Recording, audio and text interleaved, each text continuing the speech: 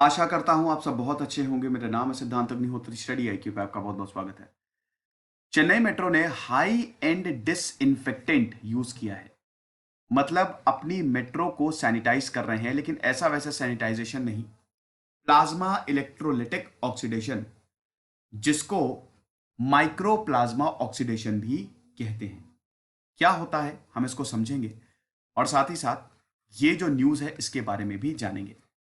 UPSC के smart courses आते हैं, स्टडी आईक्यू का ऐप डाउनलोड करके आप अवेल कर सकते हैं। नवरात्र की सेल भी चल रही है। इंस्टा पे आप मुझे सवाल पूछ सकते हैं, रात 8 से 10 बजे तक मैं क्वेरीज आंसर करता हूं।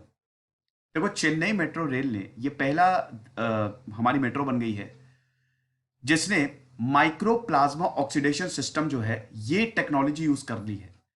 अब ये आपको नाम बहुत भारी भरकम लग रहा होगा, लेकिन आप इसके वर्ड्स को देखिए।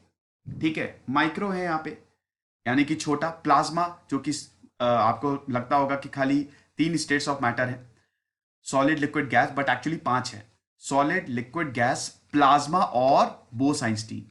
ठीक है, तो प्लाज्मा भी एक स्टेट ऑफ मैटर है। अभी हम देखेंगे प्लाज्मा के बारे में, थोड़ा सा समझेंगे, इस टेक्नोलॉजी के बारे में थोड़ा सा समझेंगे।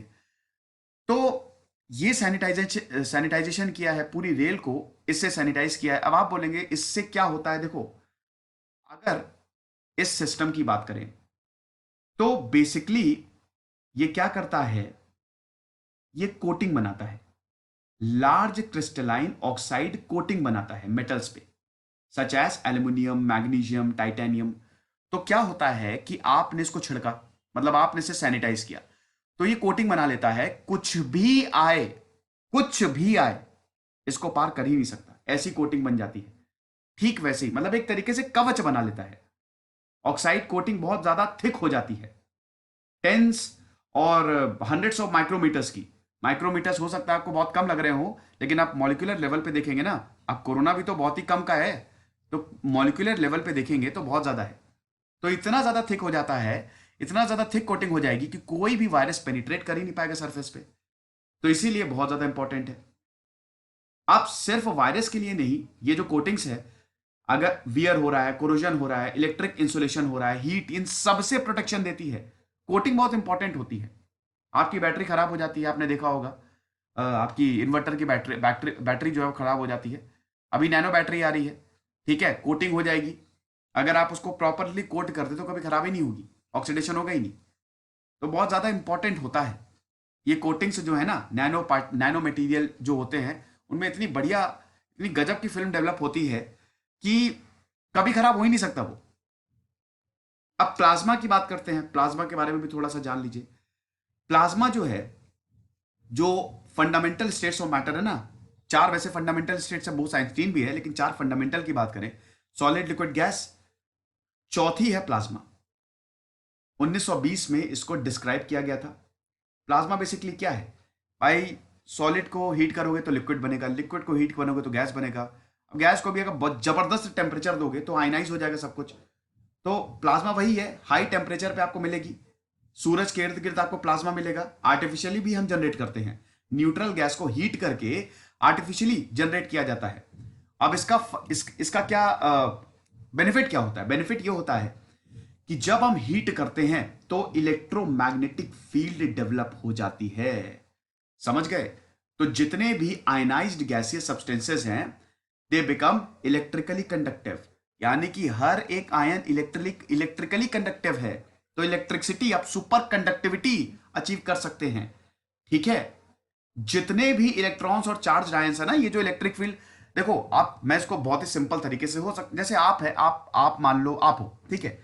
अब आप क्या हो कि आप एक स्टेट ऑफ मैटर हो, और आपके इर्द गिर्द लोग खड़े हुए हैं, है ना, और आपकी बहुत तगड़ी एनर्जी है, तो आप इलेक्ट्रोमैग्नेटिक फील्ड क्रिएट करोगे। हम आपको एक्सटर्नल एनर्जी देंगे, आप एक इलेक्ट्रोमैग्नेटिक फील्ड क्रिएट करोगे। अब वो इलेक्ट्रोमैग्नेटिक फील्ड इतनी तगड़ी होगी कि आपकी जो एनर्जी है वो इन सारे लोगों में आ जाएगी। तो आप खुद सोचिए, ये इतने सारे लोगों में अगर एनर्जी आ गई आपके थ्रू, तो क्या कर सकते हैं ये लोग? कुछ भी कर सकते हैं, सुपर ह्यूमन हो सकते हैं। तो इसीलिए प्लाज्मा बहुत बहुत ज्यादा इंपॉर्टेंट होता है, और उसकी गजब की एप्लीकेशंस है। ऐसी एप्लीकेशन जो आपने कभी सुनी भी नहीं होगी। मेरा एमएससी में प्लाज्मा ही था, है ना। एमएससी में मेरा एक सब्जेक्ट था प्लाज्मा, तो बड़ा काफी अच्छे से हमने इसको स्टडी किया था। हालांकि मैथमेटिकली इसको स्टडी किया जाता है, ठीक है, बड़ा इंपॉर्टेंट है। लाइटनिंग या नियॉन लाइट जो होती है ना, जो बिजली कड़कती है, वो भी वहां से भी प्लाज्मा जो है वो जनरेट होता है। टेम्परेचर और डेंसिटी बहुत इंपॉर्टेंट फैक्टर प्ले करते हैं यहां पे। तो ये प्लाज्मा है, तो प्लाज्मा को हम यूज करते हैं। माइक्रो प्लाज्मा ऑक्सीडेशन है, इतनी जबरदस्त कोटिंग होती है मेटल्स पे कि कोई वायरस तो छोड़िए, हीट कोरोजन कुछ भी नहीं हो सकता। तो ये मेट्रो रेल स्टेशन पे इसको डिप्लॉय किया गया। डिफेंस और मेडिकल एप्लीकेशंस तो है ही इसकी गजब की। अब मेट्रो रेल भी, ताकि कभी भी कोविड-19 मेट्रो में तो नहीं फैल सके। देखिए, क्लोज्ड स्पेस में ज्यादा खतरा है, और टेम्परेचर, मेट्रो में एसी चलेगा तो टेम्परेचर अगर कम रहेगा तो और ज्यादा खतरा है कोविड-19 फैलने का। इसीलिए एहतियात बरता जा रहा है। अब ये जो माइक्रोप्लाज्मा ऑक्सीडेशन सिस्टम, मैंने प्रोसेस आपको समझा दिया। ये जो सिस्टम है ये क्या करता है, ये सराउंडिंग एयर को ही यूज करता है। अब सराउंडिंग एयर को यूज करेगा तो ये केमिकली फ्री होती है। ठीक है, देखो ये क्या करेगा, ऑक्सीडेशन हो रहा है ना, तो एयर को तो यूज करेगा ही करेगा, लेकिन अपने ही इर्द गिर्द की एयर को यूज कर लेगा। अब जब अपने इर्द गिर्द की एयर को यूज करेगा, अब आपकी हवा में केमिकल्स थोड़ी ना प्रेजेंट होते हैं, केमिकल नहीं प्रेजेंट होते हैं ना, हार्मफुल केमिकल्स। तो जब हार्मफुल केमिकल्स नहीं प्रेजेंट होंगे तो हार्मफुल रेजिड्यूज नहीं होंगे, तो कंपैरेटिवली ये काफी ज्यादा सेफ है। ये अच्छी बात है। तो इसीलिए इसको एज अ डिसइंफेक्टेंट यूज किया जा रहा है स्टेशन पे और मेट्रो ट्रेन पे। ये जो एक्वस बेस्ड डिसइंफेक्टिंग एजेंट है, ये 10,000 ज्यादा इफेक्टिव है अदर केमिकल एजेंट से। सैनिटाइज जब हम करते हैं तो उसमें भी केमिकल्स यूज होते हैं ना, लेकिन ये क्या कर रहा है, ये आपके इर्द गिर्द की ही हवा को यूज कर रहा है जिसमें केमिकल नहीं है।